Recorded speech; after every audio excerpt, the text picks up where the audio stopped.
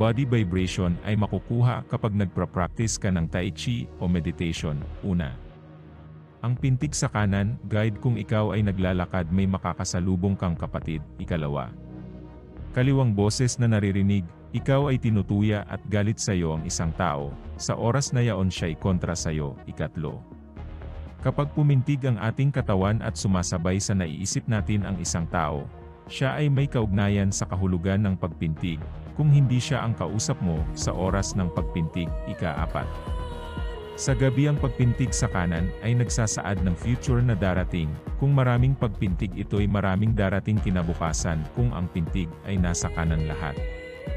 Ang pintig sa kaliwa ay nagsasaad rin ng pagdating ng isang tao, ngunit kayo'y di magpapangita.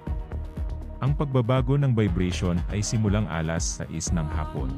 Ika-5, kapag ang pintig ay sa kaliwa, at sinundan ng paglipat sa kanan, nagsasaad na may taong babalikan ka, at dedepensa sa'yo. Ika-6, kapag ang pintig ay sa taas na bahagi ng balikat habang lumalakad, ay may sumusunod sa iyo na nasa likuran mo, vibrate, at the right side. Ika-7, kapag may pumintig sa kanan, at ikaw ay nasa bahay nyo may darating sa loob ng 5 minuto, kung wala ka sa bahay mo, merong naghahanap sa'yo. Ika-8, kapag ang vibration ay nasa likod, merong humahanap sa'yo na lilitaw sa likuran mo. Ika-9, ang body vibration ay iba sa araw at iba sa gabi.